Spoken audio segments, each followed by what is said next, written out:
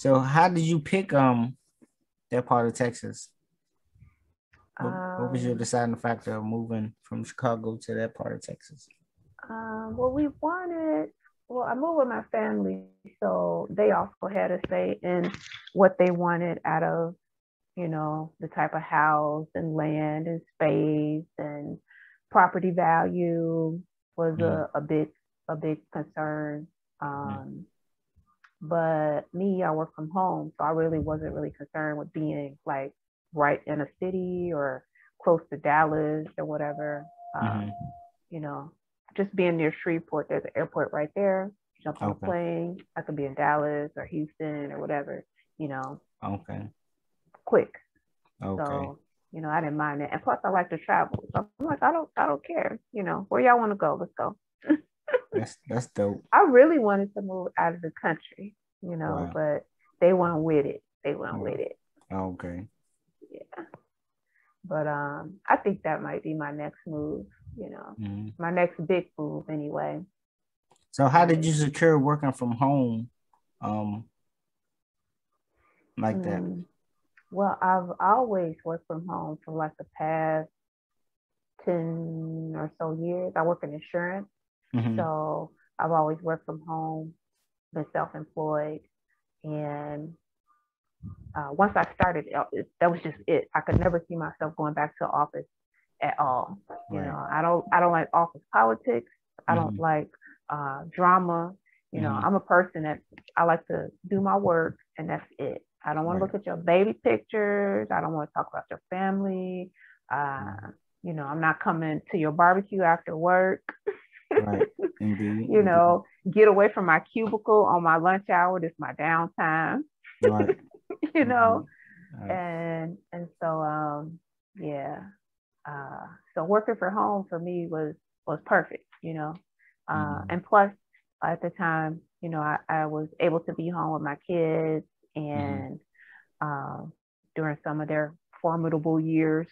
Right. And so it just worked out for me. And then even with COVID, everybody started working from home, but I was like, I'm already working from home. Right. People was like, oh, we gotta work from home. This sucks. I'm like, no, this is the greatest thing ever. Y'all just don't realize it yet. Man, I wish like I had my job was having us every other week. I needed that. Like yeah. I needed that. Like I bought my house during COVID.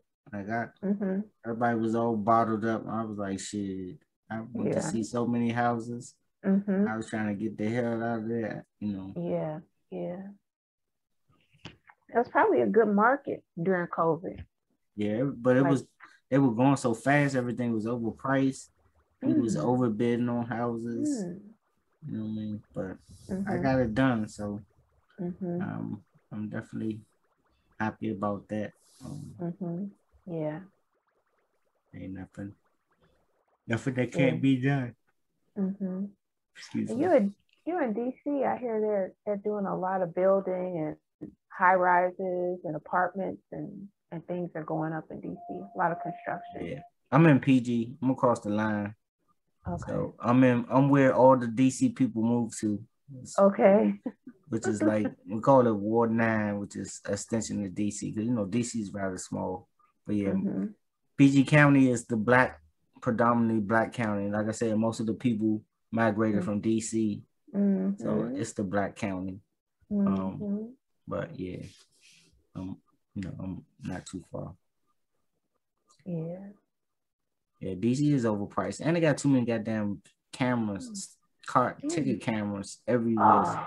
Oh my goodness. Yeah. So and then it's a bunch of traffic, potholes and shit. So I try to avoid going in the city as much as possible. Or especially if it's deep in the city. You know what I'm saying? Like you gotta make sure.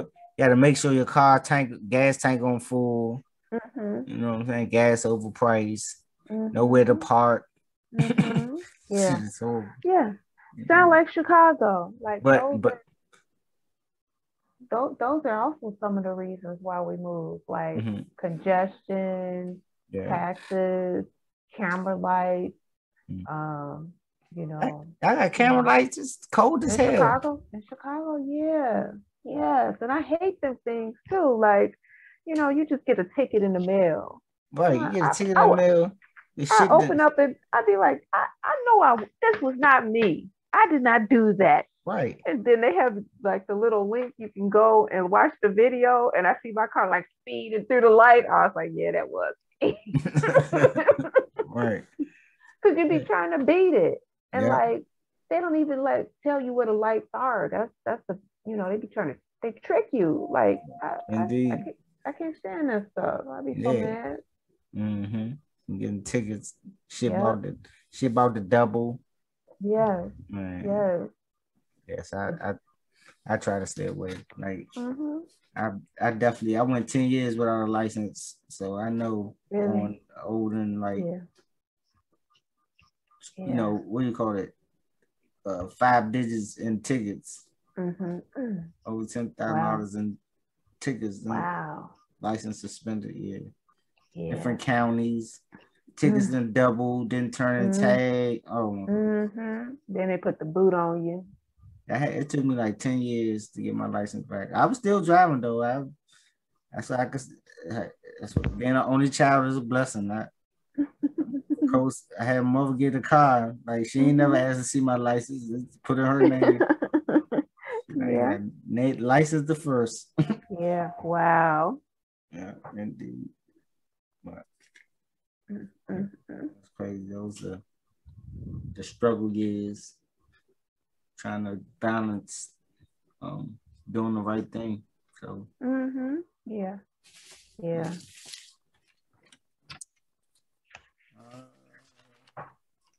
don't know if you want to go into the babies and COVID.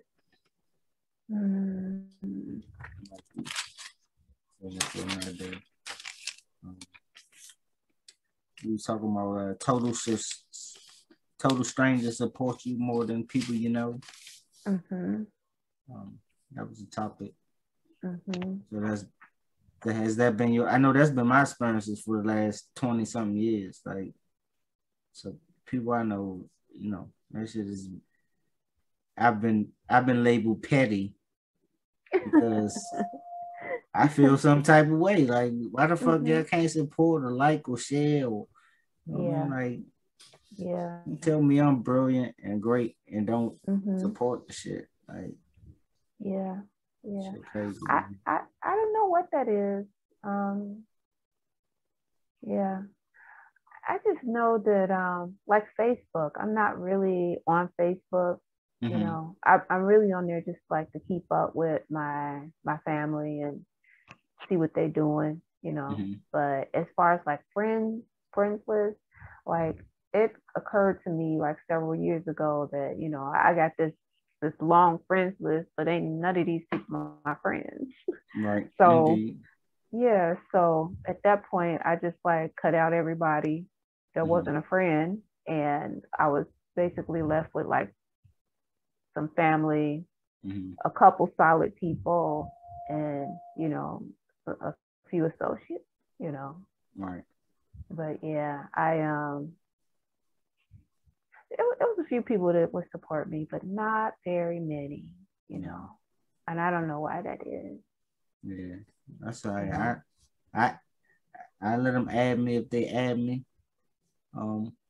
Just the show, I'm still going. Like, they ain't gonna stop. I'm gonna find something divine to try to be great at. So. Yeah, I still pop up over there every now and then, but I basically just try to communicate and, you know, tap in with people who are, you know, also trying to do something, also about, you know, some kind of creativity or art or music or something like that, you know. I mean, yeah, I use it because it's a greater audience far as group social marketing. True. Like, because they have a lot of groups and sometimes it'd be like 40,000, 50,000, you know, in some particular subject. So yeah, that is true. my biggest following is on Facebook on my one of my DJ pages. It's called Conscious Crank. So and I kind of mix where I kind of had like a little format where I mix in some new, the good news, the news that's enticing, but a lot of my new content. My other channel on Facebook was Cool TV, where I was focusing more on occult and history, true Black history and ancient history.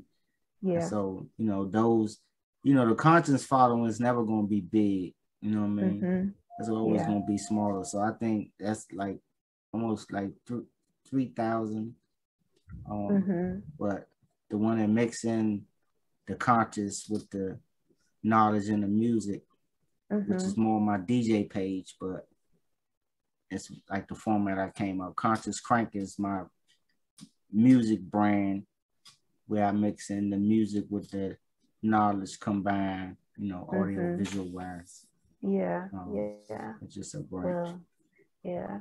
And that's a good way to mix things together because people are visual and music, it does something to the psyche to help get the message. That's why like commercials are jingles. Right, exactly. Yeah. Yep. Yeah. I love making commercials, like especially radio ads, but I've never really focused except for myself, but just to be able to do a 15-second ad, because when having a record label, I just have the if I used to in the early 2000s, late 90s, early 2000s, to do one song, I would do the song. I would try to, my mindset when I used to, be in my prime doing music was I didn't want to have to go back and do a clean version. So I tried to eliminate the profanity because the goal was to get on the radio. You know what I mean? So I was always with the mindset, which was a good thing and a bad thing because it was slower. Because you would spend so much time on one song versus just doing a bunch. I was being a perfectionist. I was, I spent a lot of more time on one song, just to make sure it was, and then I have I have the instrumental, acapella, and so yeah, that's old school right there. The instrumental. Yeah, because that's important. Yeah. I mean, that's how I really got into rap, like the instrumentals of rap songs or the break in the old school song when you listen to a record. Like I came from that era where the becoming an audio engineer in your house, recording on tape, cassette tape. You know what I mean? And then have it popping and you having to tape it together like a surgeon to where it'll still slide through and won't get bubbled up. Yeah, I used to hate that. But, man. Yeah, I remember like being at school with the little Walkman and the tape mess up, so you got to try to fix it. It was like surgery. Yeah, you see how you see behind me. Yeah. I still got to listen to old stuff. I used to do when I used to I got a lot of stuff I hadn't heard since the 90s. And so I would for the early 2000s, like when the era changed. Yeah. When went from cassette to CD, kind of, you still made tapes. As far as like when you went to the studio and did a song and you wasn't finished, and put on cassette so you could practice or change the lyrics. So that's how I listened back to a lot of the old stuff I had.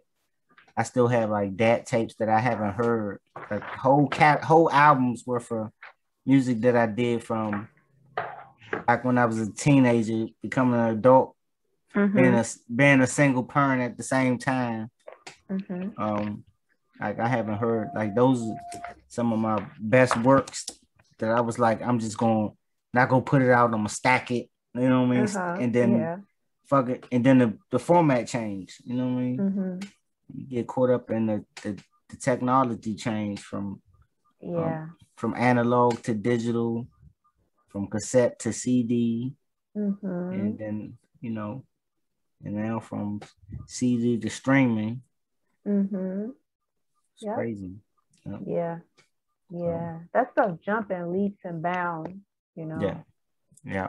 Indeed. I remember having like an iPod, and I thought that was the ish right there. All your music on the iPod. Now everybody music on their phone. On their phone. Can you imagine? Like we had separate devices. Yeah. You know what I mean? Remember we had to walk around that big ass CD player trying to play a CD.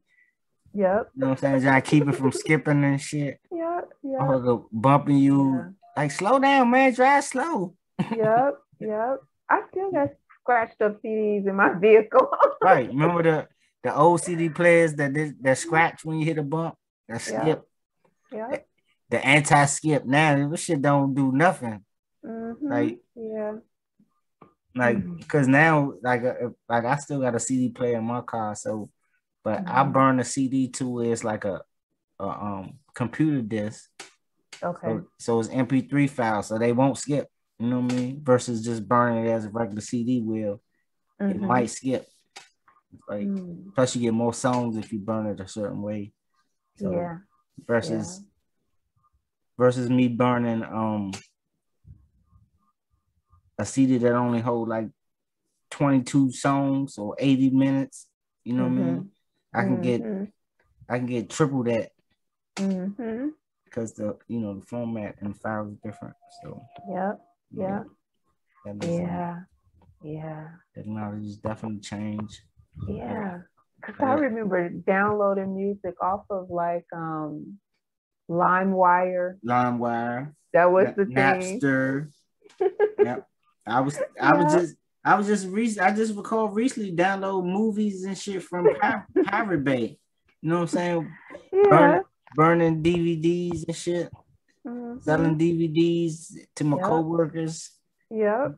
3 for $10. I was like, man, I know this nigga done sold everything. I was like, making movies like this was, and that shit has all changed. Yeah. The DVD man. Yeah. What happened to the DVD man? Nobody got no fucking DVD players no more. Exactly. This is like $9. You could get a DVD player for $9.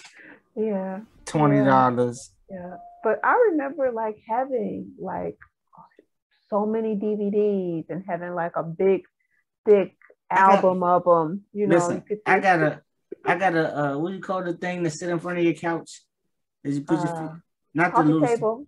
No, it's like a ottoman. Like a long ottoman, like a chest. I got an ottoman chest that opens up. Open it up, and I got nothing but DVDs and Xbox games in it. Yeah. And I got another table full of all the stuff that I had from my collection of being a bachelor. There's a bunch of DVDs before I got married. I still got them. Like all the classics. I even still got classics. I donated a lot of classics on VHS. Mm-hmm. Like, wow. I